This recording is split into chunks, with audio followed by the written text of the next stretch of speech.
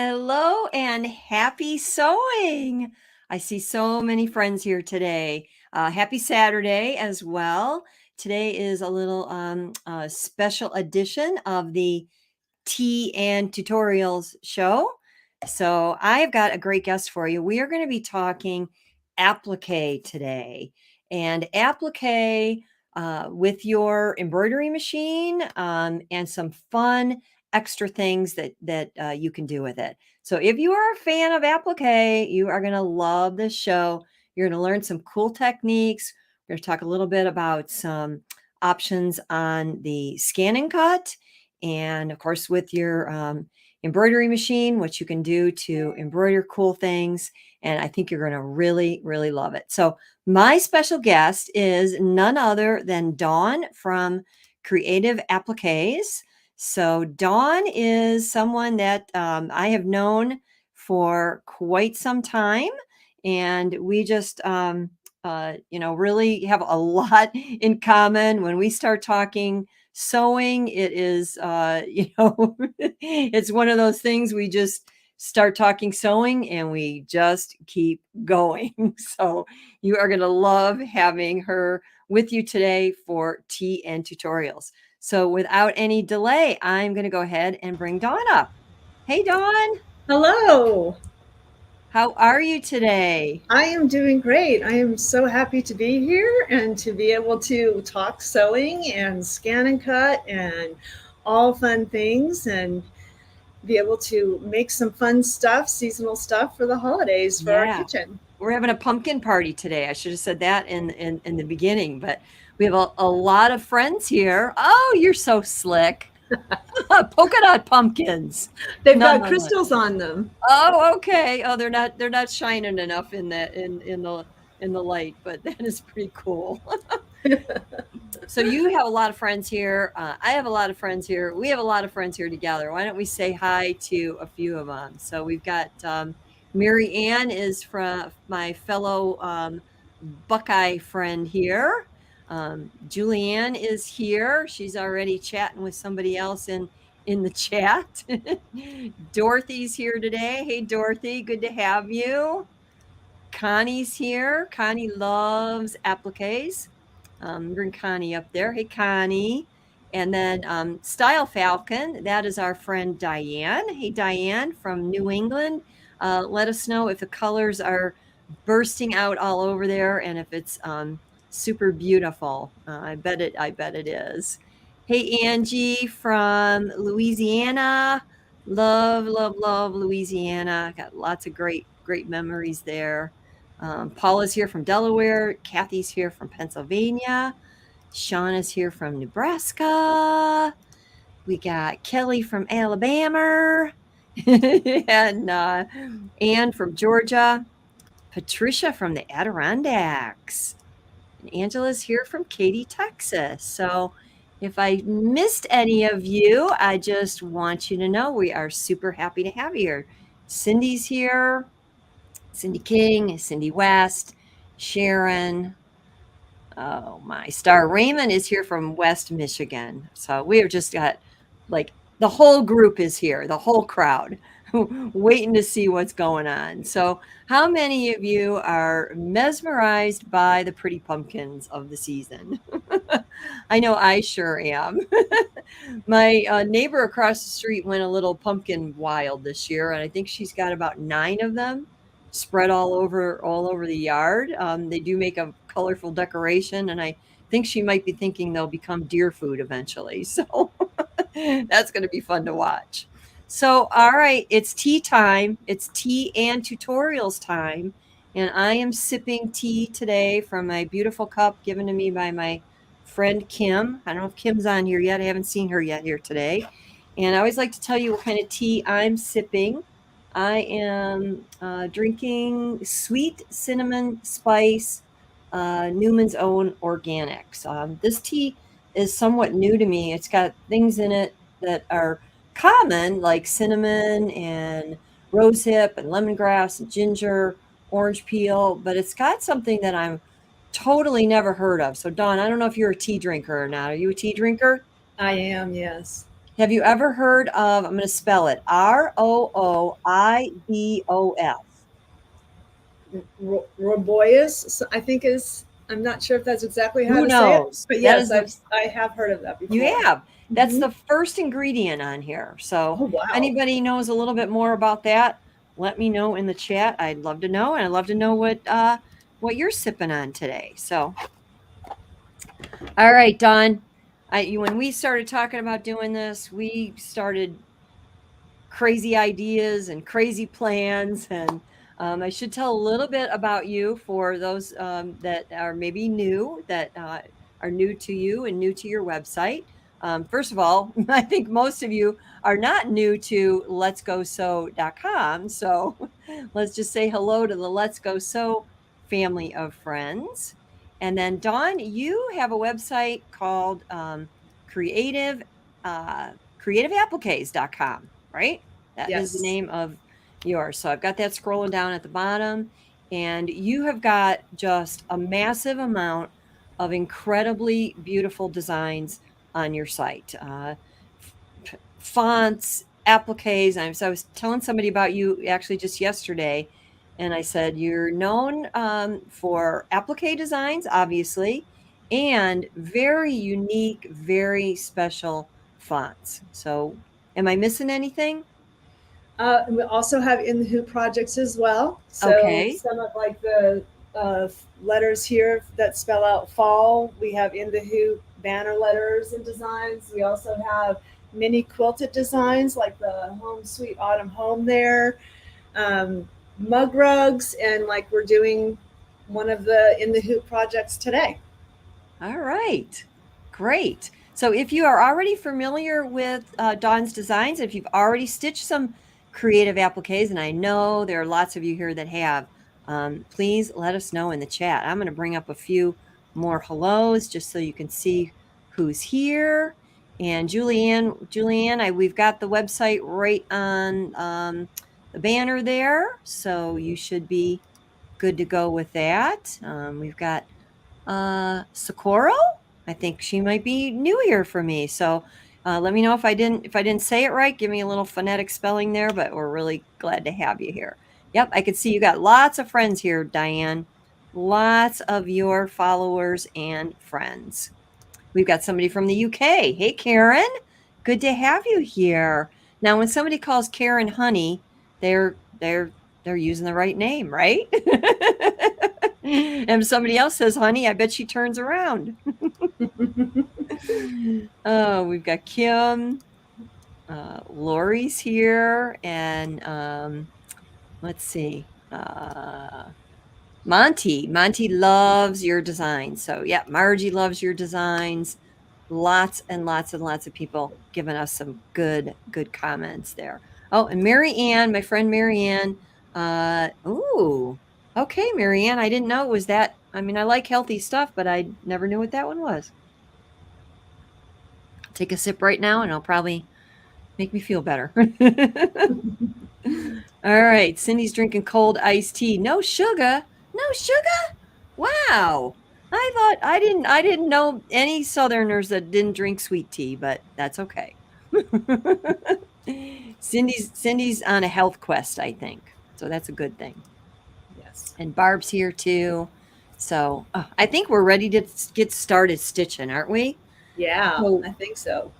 you've got some great ideas to show. I've got a few, maybe what we would call off the beaten path ideas to do with your design. Like I said, once you and I start talking, we went, what if we do this? And what if we do that? Maybe we could do this. Maybe we could do that.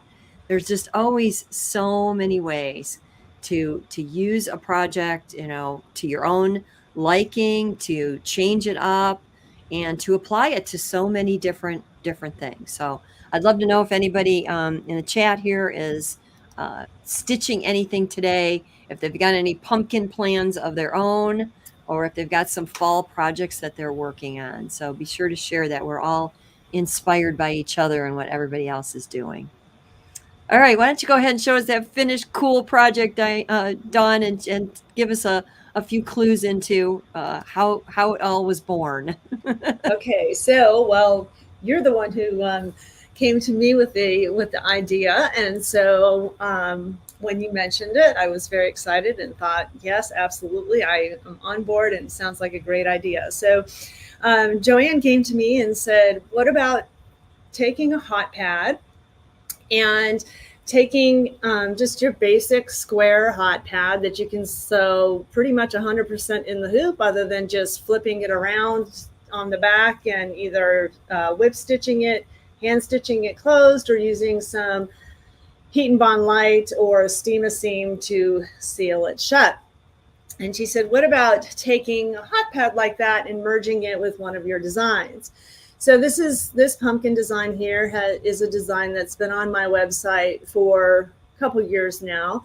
And she came up with the idea of, let's do it in some flannel to make it, much more cozy, much more fall themed, and just, you can kind of match it. I don't know about you all, but I have fall leaves all over inside of my house. Once it hits October, that's the first thing I do, is I take all my fall leaves and replace all my regular plants with fall leaves. So it looks like, it threw up in here with leaves, but I like it and it makes me happy. And so I needed a hot pad now to match the rest of the theme of the decoration of my house. So that's what we did, and that's what we're going to show you today.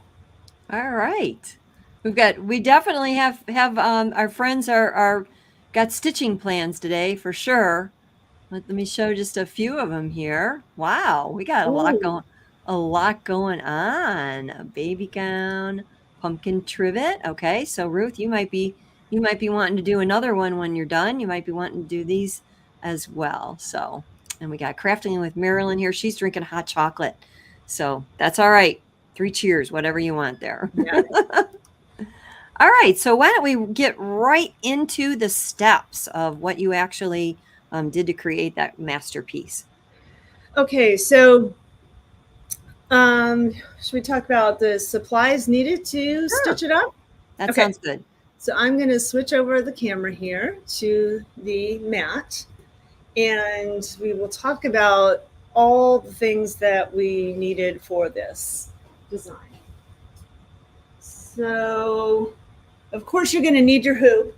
And in the interest of time, because we value your time and know it's so important, and we wanted to get as much in as we could into this time that we have to spend with you, I stitched the first 2 steps of the design. The first step of the design for the hot pad is just a basic square. This one I'm doing here is the 7-inch design. So the hot pad design comes in 5 inches, 6 inches, 7 inches, 8 inches, 9 inches, and I think 10 inches. Yes, to accommodate up to the largest hoop. Yep, so 6 sizes, 5 inches through 10 inches. And so the first 2 steps, like I said, the first step square is the placement stitch. Then you put down Insulbright. And Insulbright is a protective, heat reflective, kind of a batting in a way that's will not melt under the heat. Joanne, I think, has a sample there that she can show you. She wants to pop back on for a second. If not, I'll go on with the rest of the items needed for stitching the design. Okay, so she'll pop in a minute and we'll see that. So we're going to need some tape to hold down some of the fabric for the steps. We are going to need the fabric for the actual hot pad itself. So if you were just going to stitch up the hot pad, it is going to take you longer to cut your pieces of fabric than it is going to be to stitch up this design, because essentially it stitches the placement square, it stitches down the Insulbright, then you trim around the Insulbright, you place down the fabric, stitch down the fabric, do the quilting design. The hot pad itself comes with 5 different styles of quilting: diagonal, a diamond, stipple, square, and just a horizontal, which if you don't like the horizontal and you want vertical, you can take it to your machine and you can flip it 90 degrees and have it vertical. So that's why I didn't do both of those. And then after that, we will then merge in the pumpkin design that we're stitching today, do the steps for that, And then we will place the backing fabric on there, stitch that around, take it off the hoop and clean it all up, and be good to start using it. So this is going to be the background fabric. Then we have the pieces of fabric cut for the pumpkin, the leaf, and the stem. Now, one of the things that I'm doing, so I have differences here between the flannel fabric that I'm using and also just basic cotton quilting fabric. And I am using underneath all the layers of the fabric flannel. Now, the reason why I'm doing that is instead of just making the one layer here raggy, when you add some flannel to it, you get much more depth and more stuff to make raggy and have that vintage look to it. So I'm just going to pipe in that I really, really love that effect. I don't know if anybody here has done chenilling or rag quilts, but they both really benefit from having more layers rather than less layers, because it just adds that extra puff. So I love that idea. Yeah, and you can also use multiple layers of flannel underneath. The other fabric that's really good to use as well, that's also makes a great raggy edge like that is, and Joanne, please correct me if I'm saying it wrong, Osnaburg. Osnaburg is how I say it. Yep, that's pretty close. Yep. Okay, and so that's also a great one to use underneath as well to get and put several layers of that to get a great raggy edge on it as well. Very good, very good. I should have had I like to do tea towels out of Osnaburg, and I should have grabbed one. Yes, it's really just a really neat fabric. It's found in the basic utility section. It's a little bit like, like a muslin in the way that it's very natural looking, has little brown flecks on it, but the fabric itself has much more color than muslin does, and it's a looser weave. So just like you said, it's great for fringing and fraying. I love to make projects with Osnaburg and literally pull threads out and fringe the edges. So yes, cool idea. yeah. Okay, so after we have our pieces of fabric, and in the instructions for the pumpkin design, it gives you, all of the information you need for that. And then you will need some steam-a-seam or heat and bond light, double-sided heat-activated adhesive, and a rotary cutter, if you wish, or regular scissors, fabric scissors. Now, this is a grout brush that I use for my fraying. This has the plastic teeth to it, and it's, a couple of bucks that you can buy it at the home improvement stores or Harbor Freight. But this is something I love that really helps make raggy edges really fast and simple. Yeah, that's a fabulous, fabulous tool for that. I love that idea. Yeah. And then a seam ripper. And the reason for this is to get in between here. If you want to cut this out, these three pieces, as you see in the design, are separated, but and you can cut between it. It's a narrow slit, so it's a little challenging to try to do it with scissors. So I did it best with a seam ripper. But you can leave, if you wanted to do just one solid piece of fabric like we're going to do today, it makes it, have more texture and stuff if you want to cut it in the middle, but you don't have to. You can just leave the stitching there and just have the raggy edge around the outside of it. And then this lint roller, the tape kind, is really good just to get those extra pieces of the fraying of the fabric, and then your scissors. And then I have a quilting ruler here because that's how I like to finish up the edges when I cut my actual, when I unhook the design and remove the stabilizer and the edges of the stitching. not the edges of the stitching, I'm sorry, the edges of the fabric, because I like to cut it down to about 1/4 inch all around, to use this to get a nice straight seam and not go all wonky with my rotary cutter and accidentally cut some of the stitching. So those are the tools we'll be using today for the project. And also, if you have a pointed, like a pencil, or I forgot to grab it, one of these to poke out the corners of the hot pad when we're turning it. Yeah, I love that tool. That comes from the folks at OESD. And one of the things that makes that one so special is that it has 2 ends on it. So I'm familiar with another tool that's similar, but the other one I believe only has one size tip. This has a tiny tip and then a less than tiny tip. Let's put it that way. Yep. And it is one of the best things you will ever do for yourself, to purchase one of these for poking out corners, because I want to know in the chat, I want you to fess up how many of you have done that with your scissors. Okay? Raise your hand. And how many of you done it with your scissors and were sorry?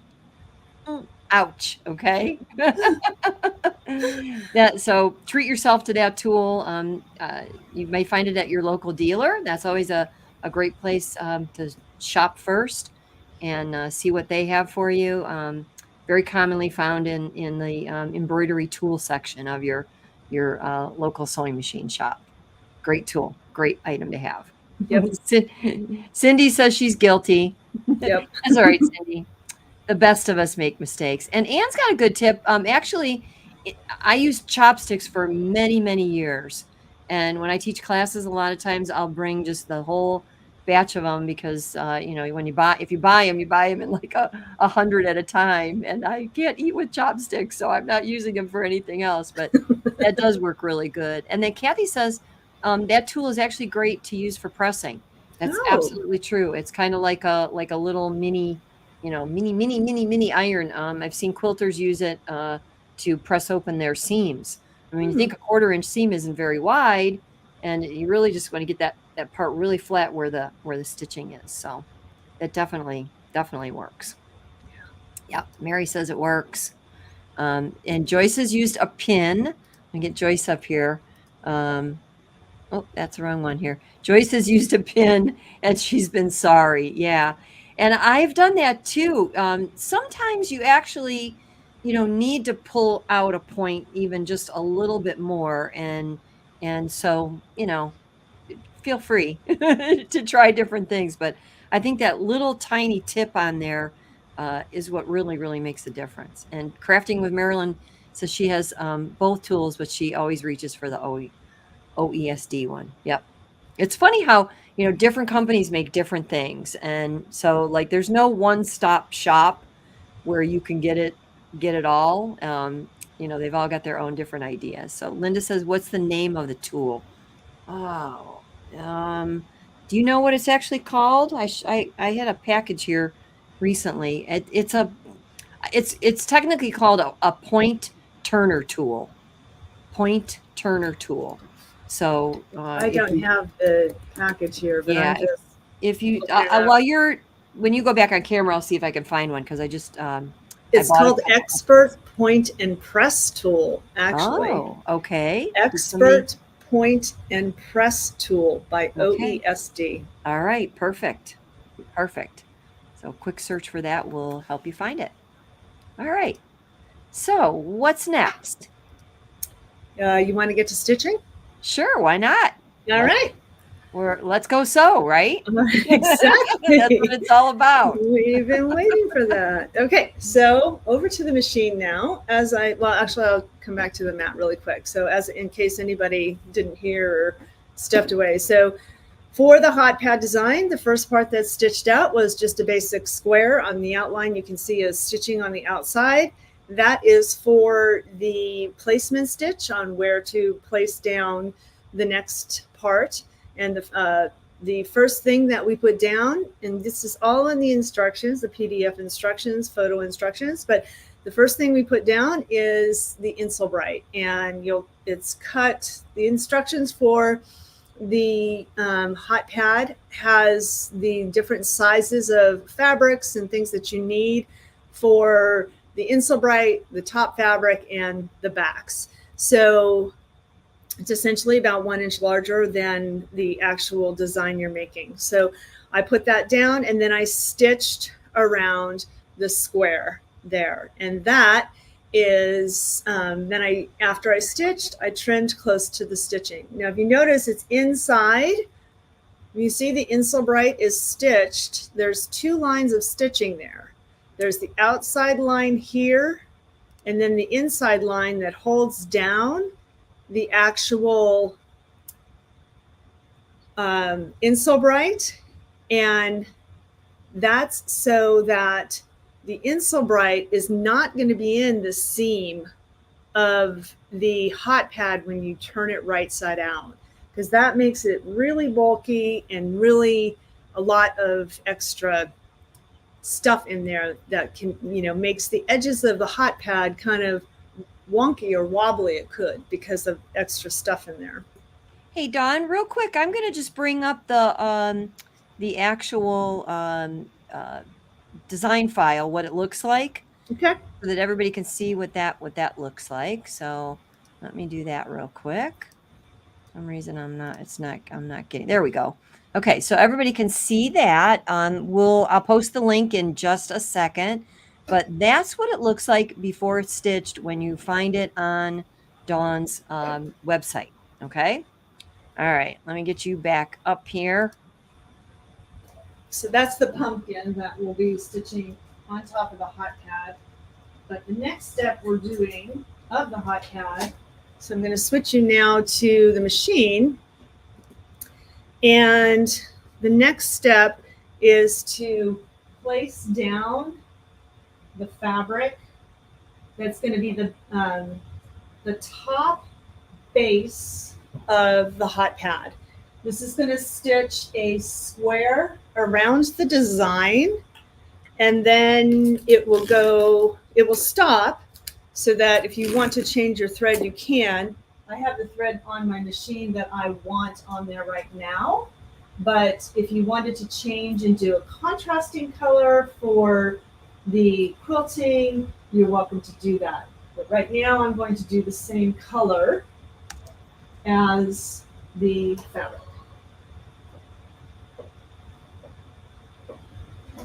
Okay, and I'm actually posting the link to the design right there in the comments.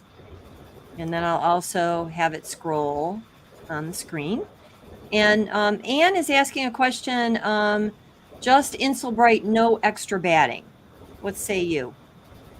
I did not put extra batting. I just used the Insulbright. But if you wish to use, you want extra thickness, firmness, extra thickness, extra layers, you can use batting. If you're going to use this for something hot, I would definitely put the batting underneath the Insulbright. So I would take the batting and put it closest to the stabilizer, and then I would put the Insulbright on top of that. Okie doke. Sounds good.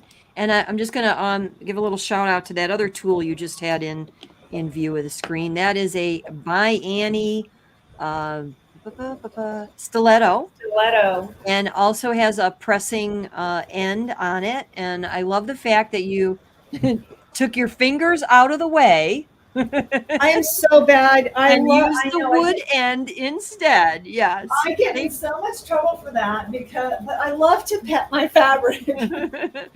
We're all about safe stitching here, right? I know, and I just have to always, monitor myself, because I have definitely been a member of the Sew Through the Finger Club once, and I don't want to do it again. I don't even want to hear that story. That is another use that I use chopsticks for, though. I mean, that what you used is fine. That's a great tool. I love that tool. Yes. But it's, a chopstick is nice and small and fine. And the key here is that if for some crazy reason your needle did hit it, hitting a piece of tiny bit of wood that's also we don't care about and it's disposable, such as a chopstick, is a really good thing to just have next to your machine so that you're keeping yourself from any harm. Oh, I do. I have all of the tools here, and I just still cut my fabric.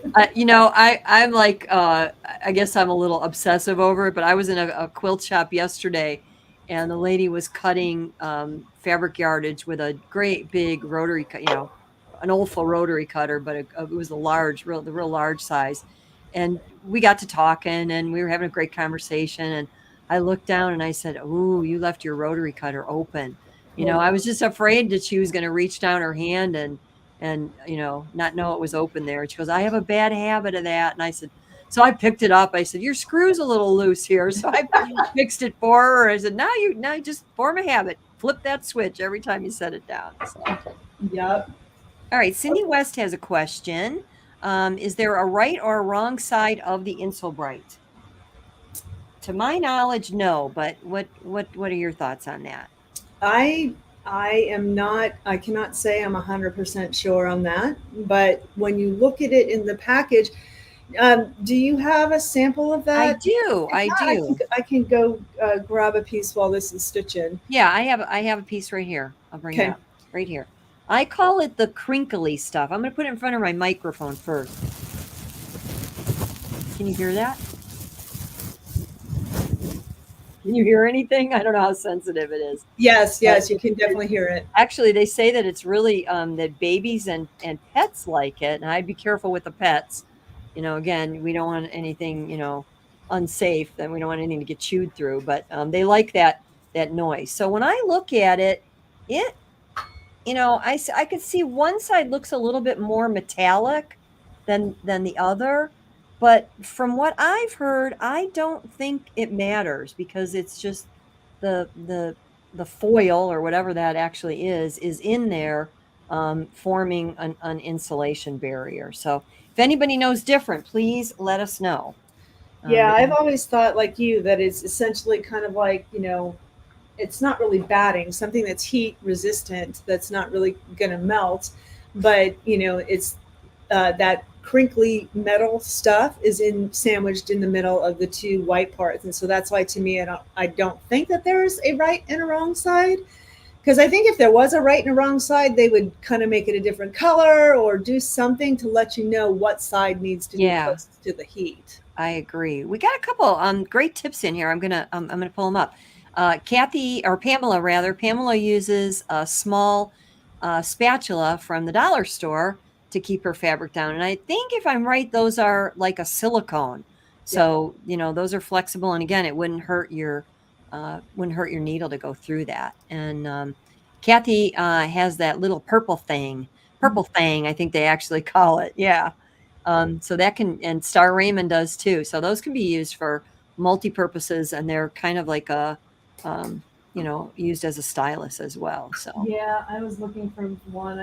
I have like 10 of them, but I'm not seeing it because I just always go and just use my fingers because I like to cut my hair. Jackie's contributing here. She says the instructions that come with it specify either side is okay. Thank you. Thank you for that, Jackie. This is the purple thing. Yep. And Star Raymond says she doesn't think there is a. She checked the package too. Oh, let's see your purple thing. Let's bring you up there. I told you I have all the tools. I just don't use them. There you go. Yeah. I've never had one of those. I know they've been really popular for a long, long time.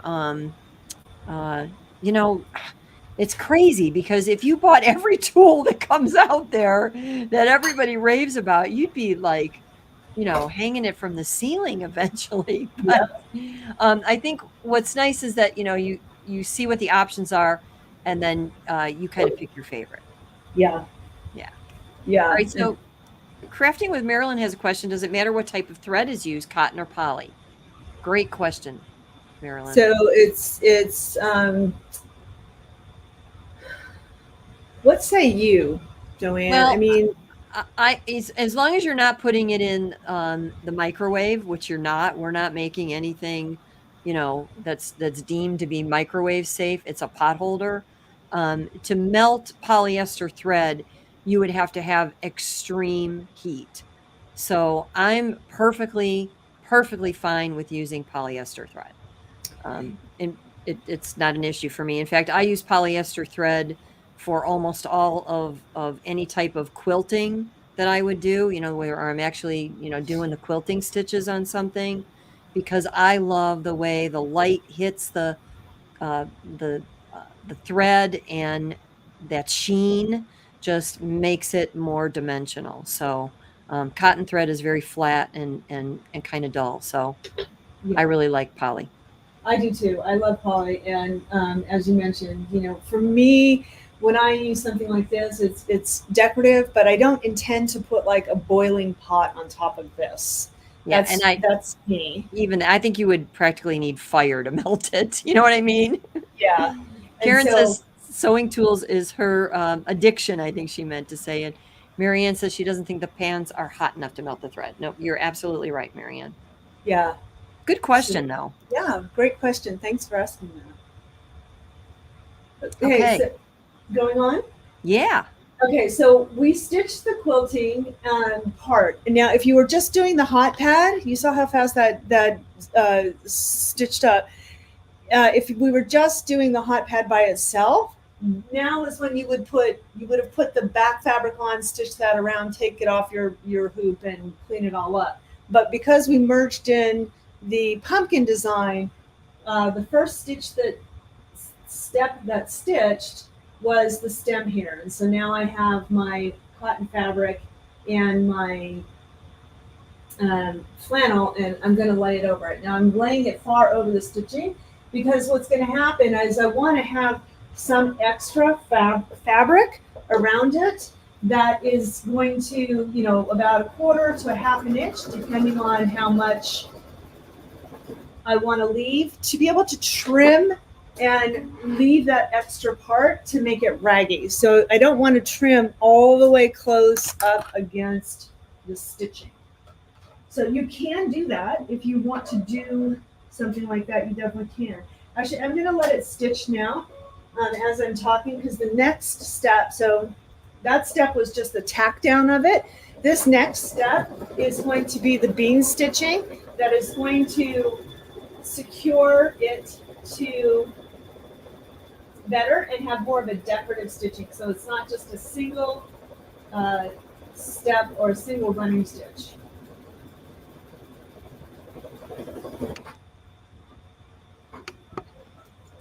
I like that extra depth. Again, with a poly embroidery thread, whenever you have a buildup of thread, just a little bit of light catching that just almost makes it stand up, and just gives you a real a real dimensional look.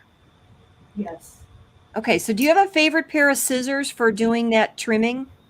Okay, so if I was doing applique cutting directly against the stitching, like if I was doing satin stitch or zigzag stitch or blanket stitch, where I needed to cut all the way up against the stitching itself, I would use my 6-inch double curved is what I love. Now, the reason why I know a lot of people like duckbill, and when I started with embroidery 16 years ago, I could not get used to using the duckbill because I'm left-handed, and I couldn't find any left-handed duckbill scissors. So Oh, for me, they were not working for me. I'm trying yeah. to get in here to get this. Living in a right-hand world, I've never thought about that, but yeah, I have never seen left-handed duckbill scissors. They have them because I have them, and my friend over at Famore Cutlery makes them. So Oh, if you okay. ever That's a real specialty item. this is left-handed, a left-handed duckbill Oh, scissors. that's amazing. He also has them in the little tiny ones too. Oh, And now so, I like the tiny ones, because the big duckbill has never really seemingly been my friend. I have a little more trouble with that, but I Yeah, like that. yeah. And Yeah, so, Famori. I'm going to put that in the chat. That is Famore. yep, I'm going to say scissor and sewing tool company. yep. And you there, Joanne? Hello? Yes, I'm here. I'm putting Famore scissor and sewing tools in the chat. And I do, if you don't mind me saying, I do have a code for them that gives our viewers a discount if they That would be wonderful. let me find that. Okay, Okay. so let me show you this quick, and then I'll continue stitching so that we're not uh, wasting time here. So I just did that right there and cut it about 1/4 of an inch around. You know, it's going to be your preference on how close you want to trim it. I trimmed it a little closer down the bottom here because the pumpkin is going to butt up against that. So you could have left it longer. It really doesn't matter. It's just up to you. So now the next thing that's going to stitch is the placement stitch for the leaf. And I'm going to change the thread. So when I do applique that is under a satin stitch, I do not change my thread between steps. I use all white and I don't change my thread because it's not going to be seen if it's underneath the satin stitching. But with something like this, where each step, you know, you're going to see that you're going to see the stitching, especially the second step on this. You're going to see the stitching on the fabric. I changed the thread to the color of the fabric I'm using. You don't have to. So now I'm going to place it far outside, around, and stitch. Now let me grab that code for Famore so you guys can see or receive the code. That would be great. Patty So, is joining us a little bit late. So, hey, Patty, we're glad you're here. And just by way of review, we are stitching out, Dawn is stitching out, Dawn Chace from creativeappliques.com is stitching her vintage bean stitch separated scallop pumpkin applique. How's that for a mouthful? And we're doing a raggedy edge version, so it's a little different version from what's technically on the website. And then I've got two more versions for you actually, which will be fun. And we're gonna and she's also using it to create a pot holder. So you've got that whole separate pot holder file that I don't have a name for that one, but maybe later you can give me a name for that and we can make sure we get that up there too. okay, I will look after I trim this. So because the way the leaf falls, I trimmed it close to the stitching here because that's where the pumpkin is going to butt up against it. And then I'm just going to cut out straight like that. This is all, I will cut this later when I'm cutting the rest of the pumpkin because, well, actually I'm going to cut the part so it's out, not going to get caught in the actual seam when we attach the back. So I will get that out of there right now, so we don't have to be dealing with that. You want to entertain a couple questions? Yeah. Okay, Absolutely. so well, first of all, we got to get Marianne's comment up here. Marianne says that she makes cute. Yeah, we could use cute. We could use pretty. We could use, special. Trivets and hot pads, just like some tea towels that are decoration only. So you have to have, you have to have one side one that's going to be sacrificed for something spilling on it, or in the case of towels, something hands getting dried on. And then you've got the pretty one that everybody looks at and admires and knows they should be afraid to touch it, right? Yep. Yep. Exactly. That's a good one. That's a good one. And then Julianne she says she loves the pumpkin and wonders if any of your other raggy bean stitch designs would also work. Absolutely, 100%. Okay. So I just think it's a really fun way to get a whole different look. You know, that raw edging is it's a popular look, and it just adds a whole other element to it. Makes it really, really fun. Yes. So the code for Famore is the word creative, like from Creative Appliques, but just Okay. creative. And when you go to his website, and if you purchase anything, whatever, and you put it in the cart and use the code creative, that will give you 10% off your entire purchase. And the thing, I mean, the fact that he has an entire line of left-handed scissors is awesome for me. The Yeah. other thing that he has though is he developed a patented rotary cutter that is made using ball bearings. It Oh, I is the know. smoothest, nicest, easiest rotary cutter to use. Yeah, I've read a lot about it. It is really everybody's raving about it. We'll have to plug that into another show in the future. But I am going to find the website so I can post that. Just going Yeah. to bring up a couple more comments. Okay. Janice says she loves the bean stitch. It's one of her favorites. I agree. I love the bean stitch, and I love the little tendril that you're stitching right now. I love the way you digitize that. It's really Oh, really neat. Yeah, and thank Dorothy says she has that cutter you were talking about, and it is a dream. yep. Cindy has a question. Let's bring up Cindy's question. She wants to know if your designs come with SVG files for the scan and cut. They do not. That was not a thing when I started 10 years ago, or I didn't know about it when I started digitizing. And now, after having 6,000 designs on the website and me being a one-man show, I haven't had the opportunity to be able to create the SVG files for all the appliques I have. So at this point in time, I do not have them. But if you have a brother's scan and cut, they can read the PES files, correct, Joanne? Yes, and actually, I'm going to talk a little bit about that. You let me know when you're ready for me to talk about that a little bit. Maybe at the end we can show that.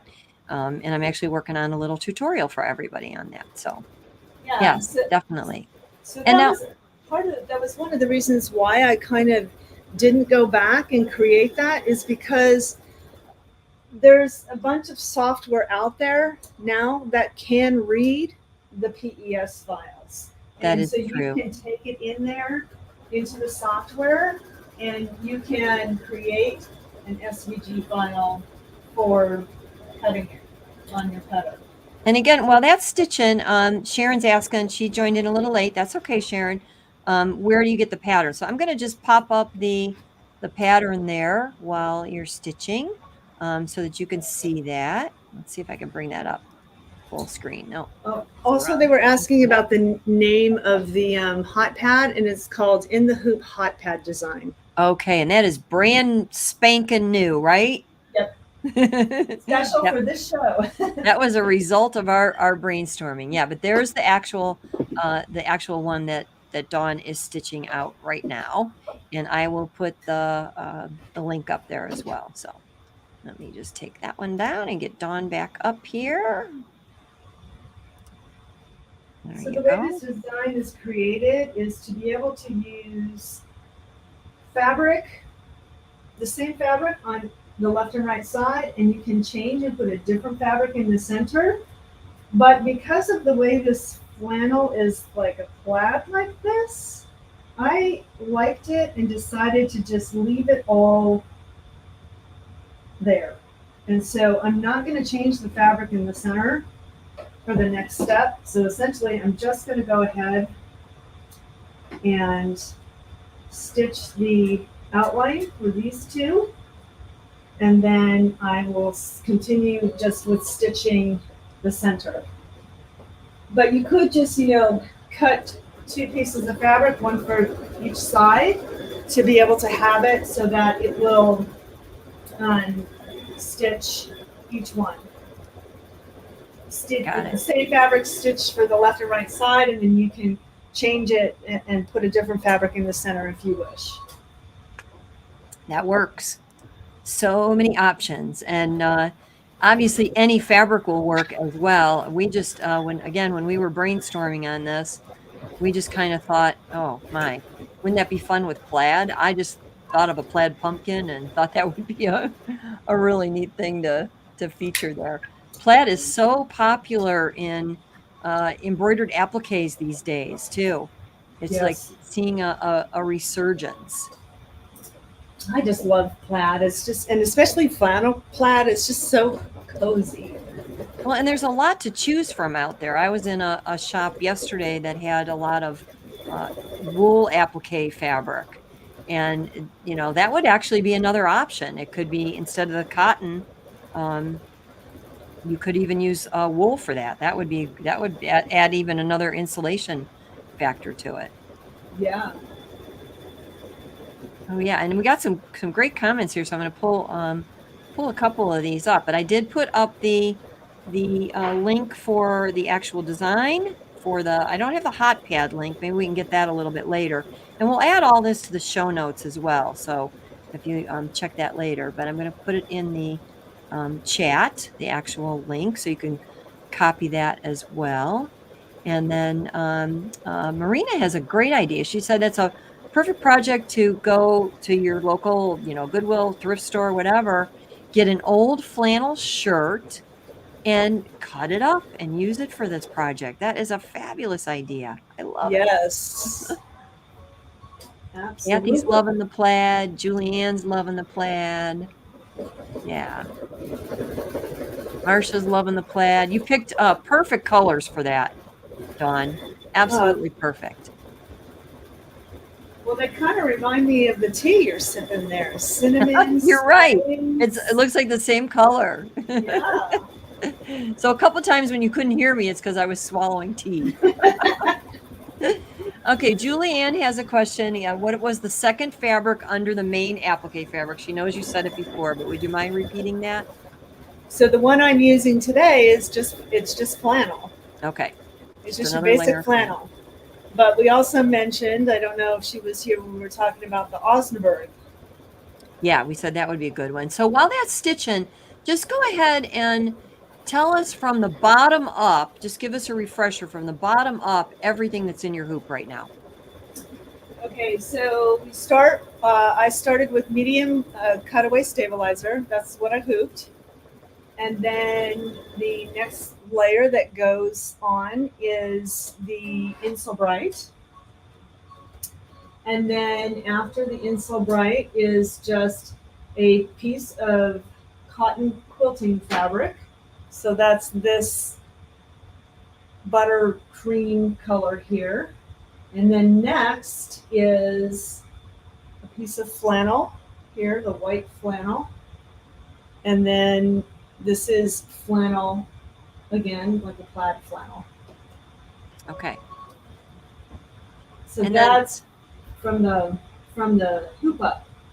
Okay. From the bottom to the top. Yep.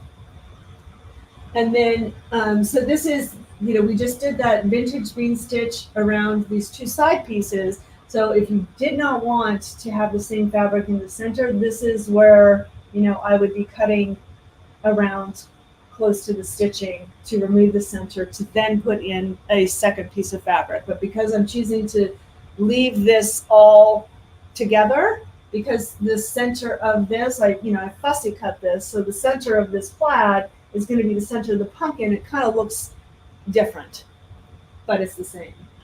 Got it. Rachel says it is super cute. I agree, 100%. And Julianne never heard of Osnaburg. It's been around forever. But it's just one of those things that unless you've seen somebody do something with it, you might walk right by it or look at it and go, what would I want this for? It just has that real natural homespun look. So it's a very old fashioned looking fabric, but it can be really great for a lot of different projects. Kind of antique-y. Yeah, vintagey almost. Yep. Right. Janice never heard of it either. So, yeah, I'll have to do an Osnaburg show because I've got a bunch of Osnaburg samples. Many moons ago, I was in my crazy days, you know, when you pick a project and you're like, why did I start this? I had a gigantic picture window, and I decided, back in the day, it was, you know, kind of a common decorator scheme. I wanted to make Osnaburg curtains with Cluny lace and ruffles. And I don't know how many yards of fabric that took, but I did it. I made it. And then I made tie backs to match, and it was really pretty crazy. So that Uh, first part that stitched with the pumpkin was the placement stitch, and then if you had another piece of fabric, you would have put it down. And that last step that just stitched was the tack down stitch for the center fabric. But because we didn't change the fabric and left it there and didn't cut it out, that's why we're just stitching over. Now this step is going to be the triple bean stitch for the center. Okay. So we're using the same steps. We're not altering the steps. So you don't need any different instructions, really. You're just, with this companion video, you're seeing basically what to layer and where to cut. Did I miss anything on that? Nope, I think that's pretty accurate. We just took the hot pad design and slapped the pumpkin on top of it. So we just, we took two separate designs and put them together. And so if you buy the hot pad design, there isn't a pumpkin on it. It's just the hot pad with quilting patterns, 5 different quilting patterns. And then you would, after you sew the quilting pattern from the hot pad, then you would add in whatever design you're going to put on top of the hot pad. So for us, we put the vintage stitch separated scallop pumpkin on top of it. Okay, I'm going to bring up the hot pad design image here so everybody can see that, and then I'll also put the link for that in the chat. How does that sound? Sound like a plan? Yeah, that's great. So this is going to finish stitching right here. This is the last step of the pumpkin. So what I'm going to do while Joanne throws up those links is, or puts them up there. I'm sorry, that sounded wrong. I'm going to cut the outside of this flannel away from the outside stitching of the hot pad so that it doesn't get stuck in when we sew down the back side, because that's the next step. The next step is putting the back on of the hot pad. So I'm gonna backtrack just on a question here real quick that I had up on the screen. Marcia wanted to know if the Osnaburg is cotton or more linen-like. It is definitely cotton, but it's a little bit of a looser weave than what you would expect most cotton to be. Not enough that you're seeing through it, that you're seeing open spaces, but it is a little bit of a looser weave, and it is 100% cotton. Michelle says she loves this. And Angie loves the pumpkin design. She says Dawn's design always stitch out beautiful. Absolutely. And then Cindy's got a great question. We're getting all kinds of questions, so you're sparking everybody's imagination here. excellent. Can you use felt instead of flannel? You can use felt if you wanted. I'm not sure. Felt might actually melt. Does it melt? I don't know if it would melt. I think wool felt would be a fabulous choice for this. Yes. But felt's not going to fray. So if you want to have that fray look that we're going to do here in a little bit. Right. But for just a traditional applique effect. Oh yeah. With this, absolutely. that would be great.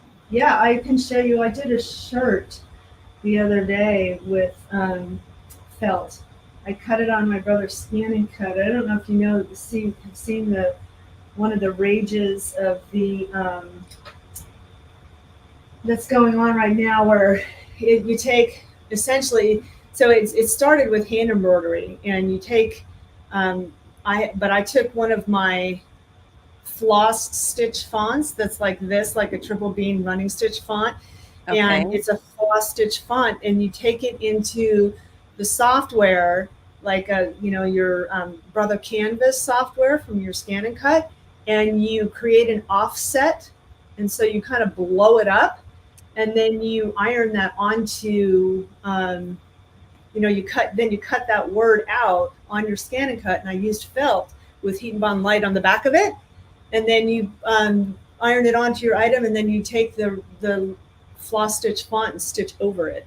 Okay. Okay. Very good. And Veronica's asking, what is the bean stitch? Bean is actually the how it's spelled, and it's why don't you describe what it is, Dawn? You're the digitizer woman. So a bean stitch is essentially a triple running stitch. So I take that back. It can be triple, but it can be up to 15 stitches.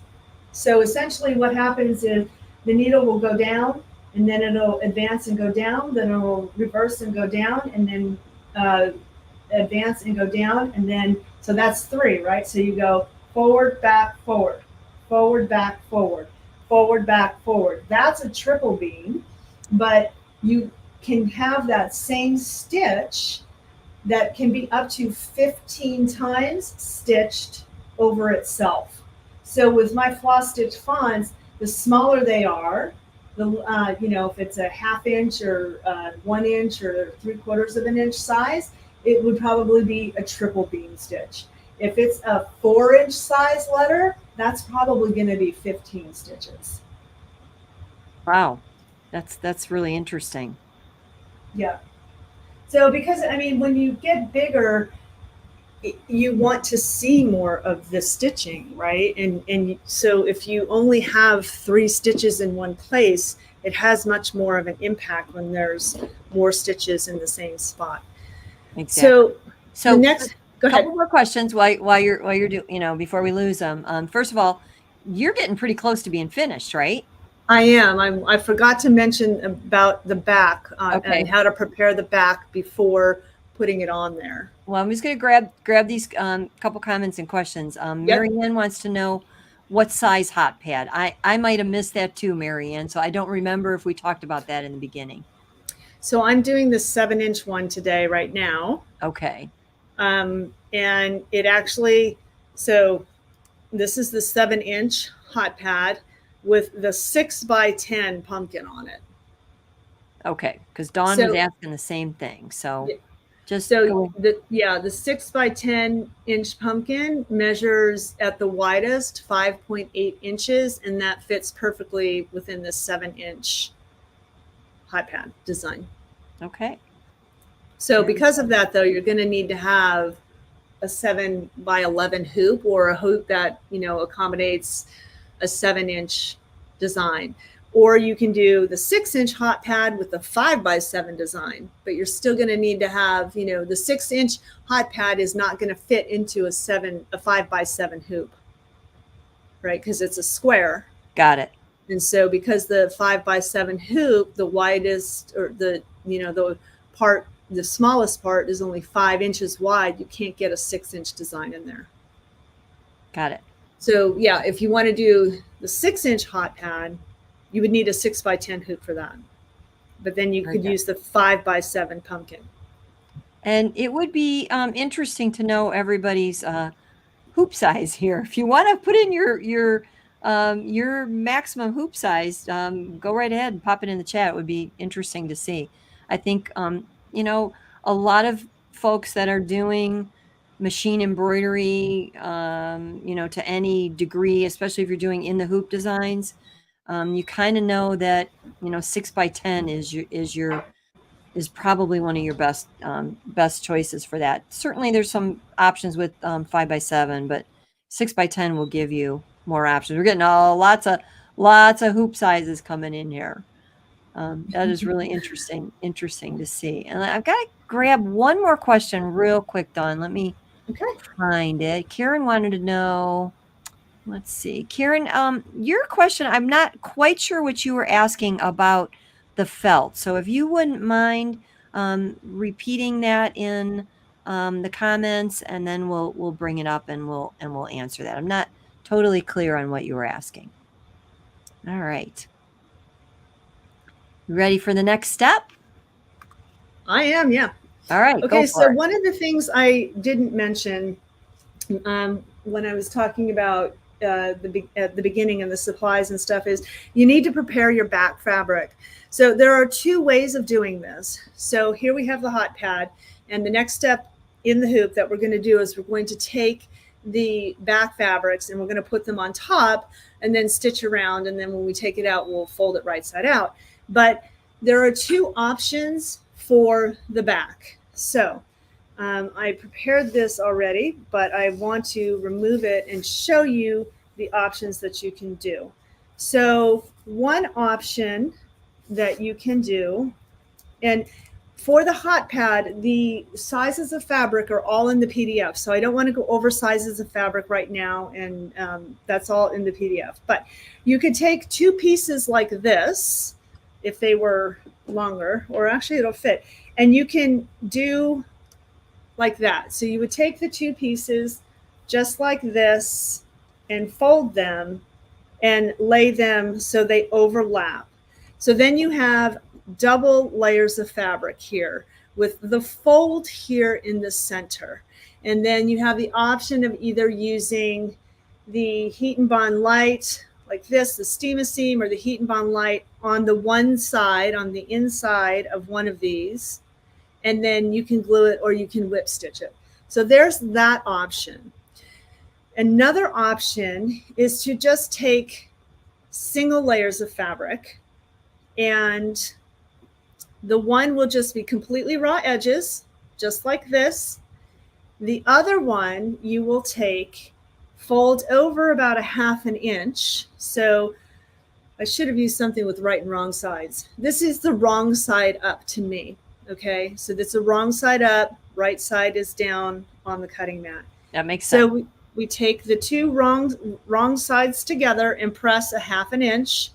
And then we take the Steam-A-Seam or Heat and Bond Light with the paper, leave the paper on, and just hand press it, just flatten it down like that. Okay, and so then you will overlap the two pieces like this. So how this goes is the folded piece here with the heat activated adhesive is going to be right side down, closest to the hoop, and then we're going to take the other piece and overlap it. Doesn't matter how much. If you want to only do that much, you can just do that much to make sure that you have the part that the glue is going to attach to. You can do as much overlap as you want, as long as this piece is not going to be covering the stitching to get caught in the stitching over here. Okay, so once I've taken the folded piece, wrong side up, the raw edge piece, wrong side up, overlap them, and I like to do a little bit. Then I put some pieces of tape on the raw edges. I don't tape the whole thing because then it's going to get caught in the stitching. I like to just do it towards the center so it's not in the stitching. So this is the wrong side up. When you flip it over, put a piece there as well so that when you're laying it down on the hoop, this doesn't get all flipped backwards on you. Okay, so any questions about that? Because if not, I'm going to go ahead and put this on the hoop and we're going to stitch this down and then take it off the hoop and clean it up. Painter's tape is great. I love painter's tape. Yep, definitely. Yep. So I'm going to just take 1 second here to just thank everybody for being here live. We got just a few more minutes to go. And if you're watching on the replay, thank you so much for being here on the replay as well. You can stop, start, write notes down, visit the links. That is one great advantage of watching on the replay. I know a lot of people like to watch it live and then like to go back and browse through it on the replay as well. So you are watching the Let's Go Sew with Joanne Banko live show, the Tea and Tutorials show. And I'm going to ask you, if you like this video, please hit the like, thumbs up, subscribe, and hit the bell for notifications. If you want to find out more, I do a Tea and Tutorials show once a month. pretty much guest oriented. I love to browse the wonderful sewing world and find people that have great things to share, like Dawn Chace today, and bring them on my show, and we can then learn from all of them. But I do also a monthly show called So Tell Me, where I interview a guest, and Dawn's been my guest on that show as well. In fact, this coming Monday at 7 p.m. Eastern Time, which will be October 23rd, 2023. If you're watching this in the future, October 23rd, 2023, I have a great show lined up. I have a guest who is a quilt shop owner, Debbie Moffett from Somewhere Sewing in Millersburg, Ohio. So I invite you to come back at 7 p.m. Eastern Standard Time to watch that show as well. But thank you so much, everyone, for being here. And just know that if you do choose to like the video, it helps not only me, it helps Dawn, it helps other fellow stitchers out there, because when you hit the like button, it tells YouTube in particular that you like it. So somebody else that sews, embroiders, quilts, crafts might like it too. So that's just a little side note there. We got some great comments coming in. My friend Kim, I'm drinking out of your teacup today. She says, thank you. Great show today. June loves the project, loves it. And Barbara's here a little late, but she says it's very enjoyable. So Kathy too. Yes, thank you. Let me see if I missed any questions. Okay, let's bring Karen's up there while you're stitching that. Karen wanted to know the name of the process you referred to when you did the felt and then did the the stitching on top of it, where you ironed the felt on and then did the stitching on top of it. You want to refresh on that? Well, so the name of the process, I have a video on my YouTube channel, and I did it as a Facebook Live. And so you can find, I think it was a live, so it'd be under the live section, not just under the video section. But it's about, layered, I called it layered floss font. And so you can find that video there, but yeah, you know what? I'll find it and I'll post it in the show comments on YouTube. Okay? Okay. Yeah. I'll find it. We'll make sure we get that to you. And yes, Cindy, Dawn has a YouTube channel. Absolutely. Let me grab the link for that and I'll post that up there. That is looking good, Dawn. Don't you love the when it gets kind of, at this point, at this stage, would you say it's a little on the ugly side? Yeah, it's not. I wouldn't take this and put this on my table and go, look what I did, guys. Yeah, it's ready for the big reveal, isn't it? Yep. So now I am just removing it from the hoop, and I'm going to start cleaning it up. I like to use my quilting roller, and I actually like to kind of put it on the edge of the fabric like that and a little bit away. And I like to get as much of the stabilizer as I can out of the way, because I like to have the least amount of bulk in my seams as possible. And one of the things that I don't like in the seams is too much stabilizer, because it makes it a little challenging to kind of turn it and have it lay flat.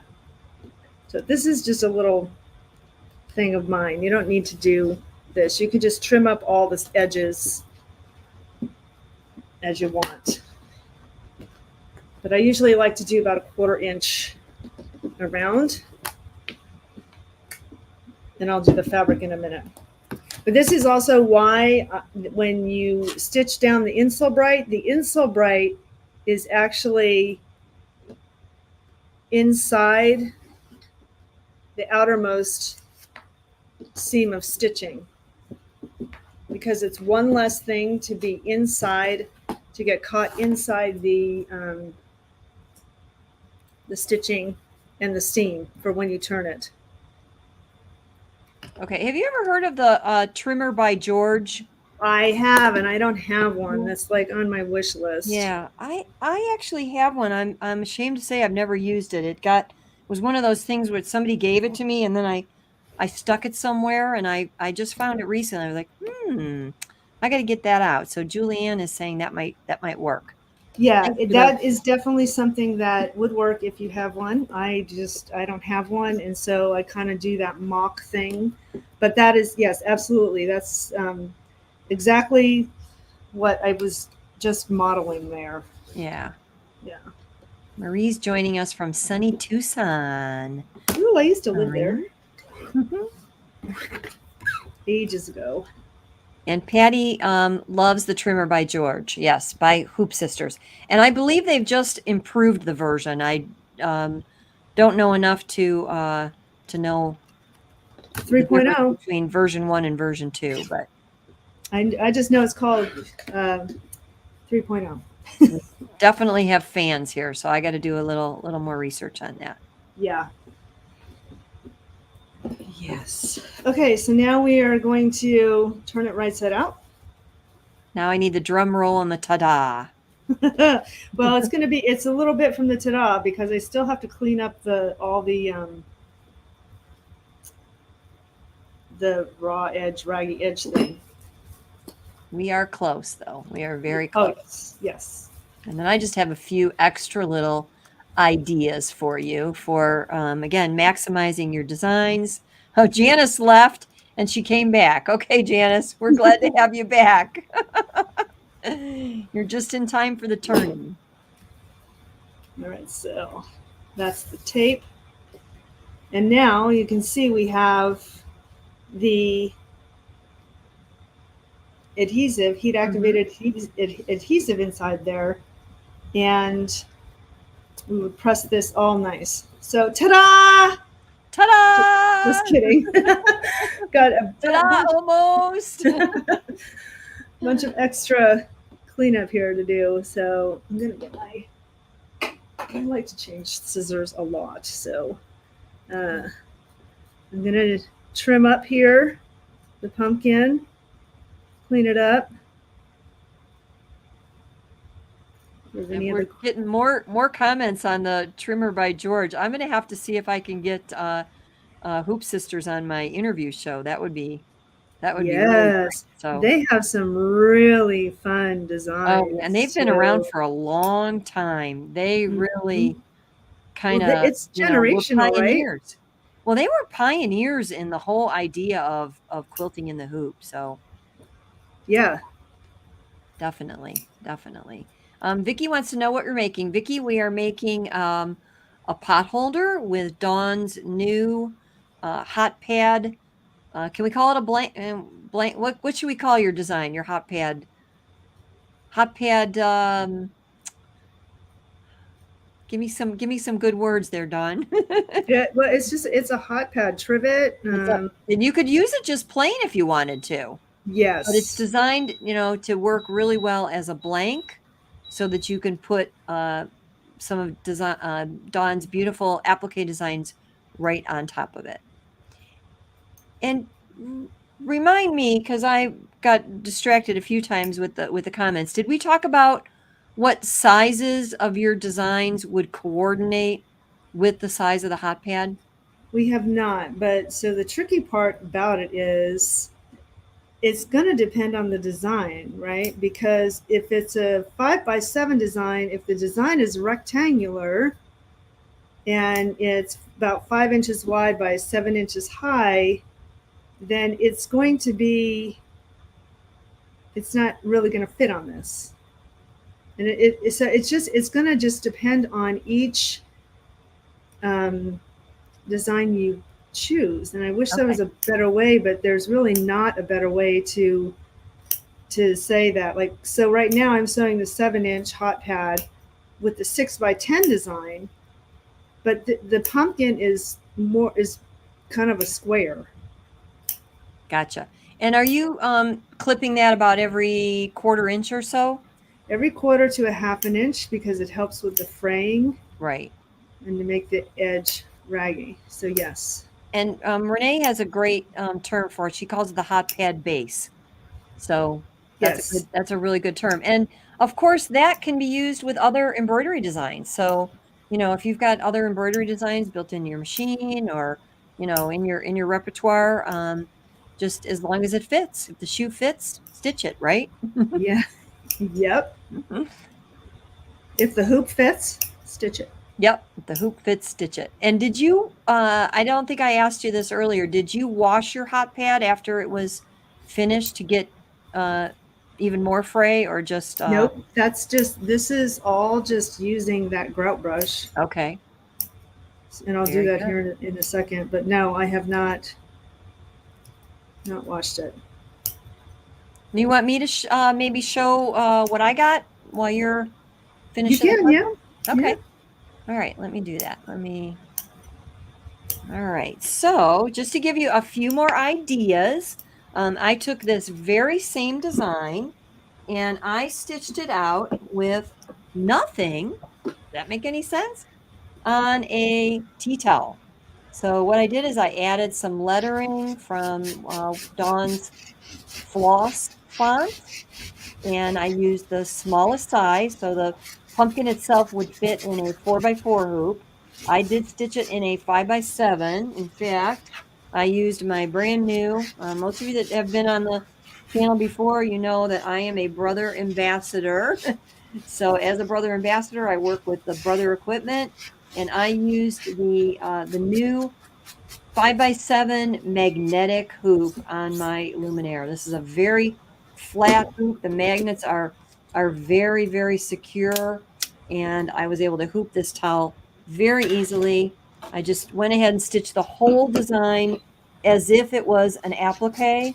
You all know in applique you've got the various placement steps, and I just skipped. I didn't skip actually. I just stitched each one of those placement steps so that it would build up a little bit more thread and just give it a little bit more depth to the design. So just another idea that you can use with this very same design. I love using really lightweight outline designs on towels. They don't change the character of it all.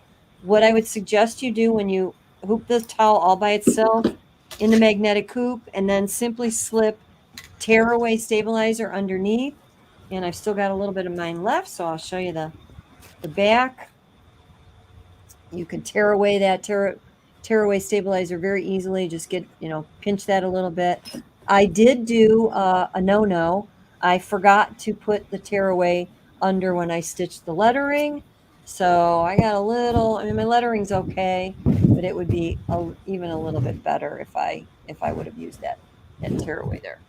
So that's idea number one. Idea number two is I took the same design and I took it to my scan and cut. Now, Brother makes scan and cut, and various scan and cut models have the ability to read a PES design. So my design that I got from Dawn downloaded is a PES design, took it right to the scan and cut, and I was able to cut out those pieces.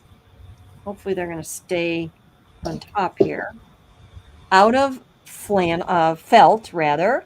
And I actually used Kimberbell felt. I don't know if we have some Kimberbell fans here, but I haven't experimented with a lot of their products. I purchased some of their felt, and it looked like really nice quality. So I just used my option in Scan and Cut to actually create cut pieces, cut file pieces. Not an, it's not an SVG. It's not an FCM. It's actually directly from the PES file, cut out the pumpkin shapes out of felt, and then I just got them layered on here on this fabric. But a couple ideas, what you could do is you could put fusible product on the back of here. So Steam a Seam, Wonder Under, Hot Fix, and just create something decorative by fusing those pieces down. Another thing that you could do is you can cut those pieces on your scan and cut and then stitch them manually on your machine, just by using a blanket stitch or a zigzag around those outlines. So I have plans to put this on a tea cozy, and that's exactly what I'm going to do. I'm just going to use these cut pieces and do a regular quick stitch around them. I actually enjoy the process of manual applique on my machine still, even though, the majority of the designs I'm using are embroidery files, and I'm going to be doing embroidery. But I'm going to be doing a little tutorial on this. So for those of you that have Scan and Cut, I will show you the steps for taking this file over to the Scan and Cut machine and creating the cut files for this. There's actually several different options that you can do on the Scan and Cut. So fun. Yeah, and you could also do this with the HTV.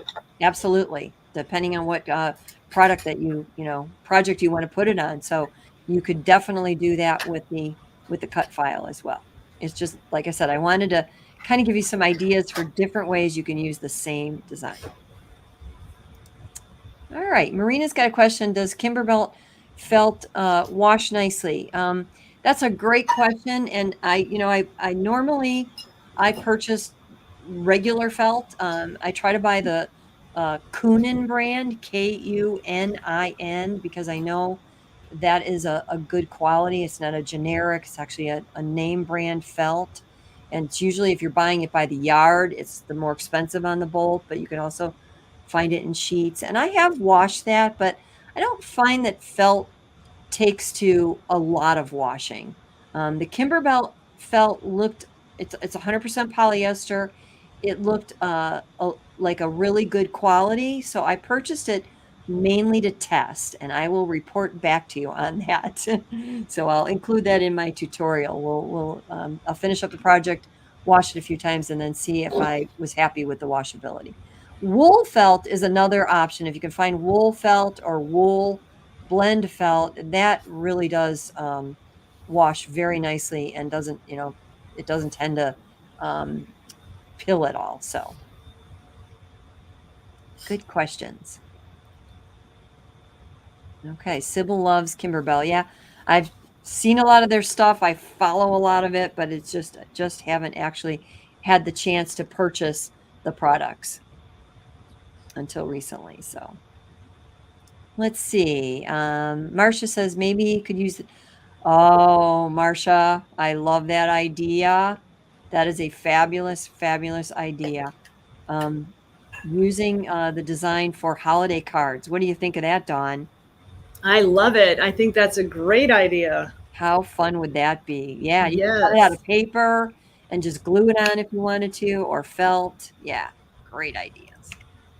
All right, we are getting really close to being finished. So if you had a question that I maybe missed, or you want to get another one in, please make sure you shoot that in so that we can answer it for you today. Annette says, can you trim your inside seams and use the grout brush? Yes. So on this one, I did trim and I used the seam ripper because it was a really narrow seam.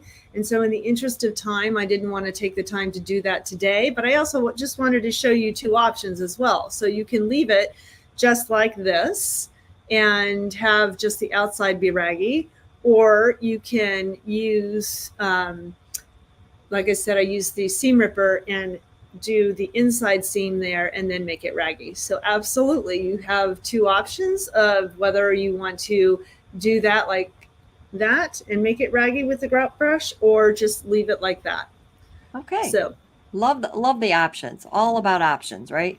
yes. And the seam ripper just functioned as a kind of a slicing tool, right? Yeah, and so it was easy to get it up underneath the two layers here of the felt and the both pieces of flannel, and just kind of go gently and slowly around inside the stitching. So yeah, I mean, it was easier to do that. You can try to do it with scissors if you have some really good fine point scissors to get in there. Maybe something like this would work excellent with the tips like with that. the micro tips. Yeah. Yeah. All right, we ought to do a show someday where we just have everybody come on and tell how many scissors they have. So you'd have to hunt and find them all. And Yes. Patty had a great idea, and she corrected it, so I'll give her a corrected version. It would be really cute with an underlayer of orange flannel under that Yes. white, or a color that would that would match that too. Yes, So, yeah, yes. lots of options, lots and lots of options. Flannel though, because flannel will do the fraying like this. The felt won't fray. Right, It will right. be, it'll be cute. She meant to say flannel, and she typed in felt. Oh, okay, yeah. I mean, it would be cute with the felt as well. You just won't get the raggy edges like that. And she really likes how you closed up the back of the pot holder. I do too. Ah, thank you. That was a little bit of a new twist on the way.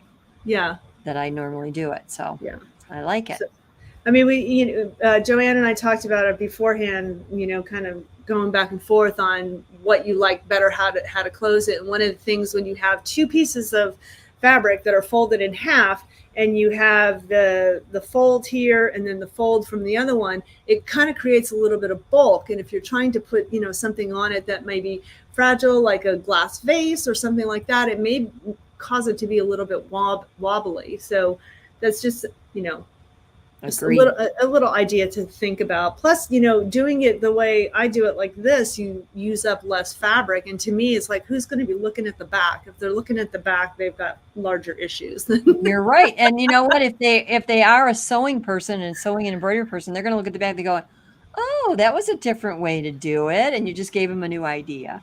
Yeah. So, everybody has been hanging with us here, hanging out with us for about an hour and a half. So I think we ought to give them a little reward by telling them what the discount is. Yes, absolutely. So I've just posted that up there. Why don't you go ahead and tell them, Dawn, what you have for them that's special today? Yeah, so on the website, you can go to Creative Appliques website, use the code Let's Go Sew, and you'll receive 25% discount on everything in your cart. Everything on the website is marked down. So if you put $4 in there or $400, it's going to be 25% off. So it's Let's Go Sew, all lowercase, no capitalization, no apostrophe, all one word, no space. Let's Go Sew for 25% discount. It's not good on gift cards or commercial licensing, and this code is good through this coming Friday, October 27th, 2023, through midnight Eastern Standard Time. All right. So, excellent. That is a fabulous discount. Thank you so much for doing that, Dawn. Absolutely. And there's no limit, no minimum, no maximum, whatever you have in your cart, you can use that code, and I'm sure you're going to find lots and lots of special goodies. Yeah, and it's not one-time use. So if they go and purchase some things today and realize, oh, I really want to do a floss font, or I want something else, you can go back and use it as many times as you wish. That's great. And yes, they are all digital downloads. We did have a question earlier on that, and it slipped by me, but they are all digital downloads, and then you can simply transfer the design from your computer onto a USB or whatever media method you use and start stitching. Yes. Julianne's already adding more to her cart. Yes. Well, excellent. I'm so happy. And I've had a lot of fun here today, and just love hanging out with you, Joanne, and all of your fans. And thank you so much for being here. It's really been, it's just been a great, great, great show. Thank you. A lot of fun. I think you're going to have a lot of pumpkins popping out here, there, and everywhere. Yes, please share them too on social media. Share them with us, because we're both very active on social media. So we love to see your creations and what we inspired you to do. Absolutely. Ruth's heading to your website. She's thanking you for the discount. Yeah. And let's see. Cindy has a good question though for you. Is the wall hanging behind you on your website? I'm thinking the sewing one. So the sewing mends the soul, if that's what she's talking about. She's probably talking about the other one that you've got with us, all kinds of good sewing stuff. The bigger one. That one? No, that's a panel. That's just a panel. Okay. Yeah. Yeah. Great, great, great question. We got lots of people thanking us. Julie's a fan. Thank you, Julie. So I just can't tell you how much I appreciate all of you being here. I hope you enjoy the Saturday show. Sometimes we do this on Friday, sometimes on Saturday, but I think more for those of us that are in the Northern Hemisphere and are experiencing the weather change, maybe there's not as much to do on the weekend as there was in the summertime. So we'll do more of these on Saturday where we have an actual project that you can watch the steps and sip some tea. Tea and tutorials doesn't get much better than that, right? Yep. Well, and two, if you're not a big football fan and the guys are off doing that, what are you going to do except sew and hang out with Joanne? You are so right. You are so right. Oh, this has been great. Well, I guess it's time to say goodbye. So I will tell you all what I like to tell everyone when it's parting, besides it being sweet sorrow. I wish you a world full of pretty stitches. Bye, everybody. Bye, Dawn. Bye, Thank Joanne. you. Thank Happy you. sewing. Been a great, great, great show.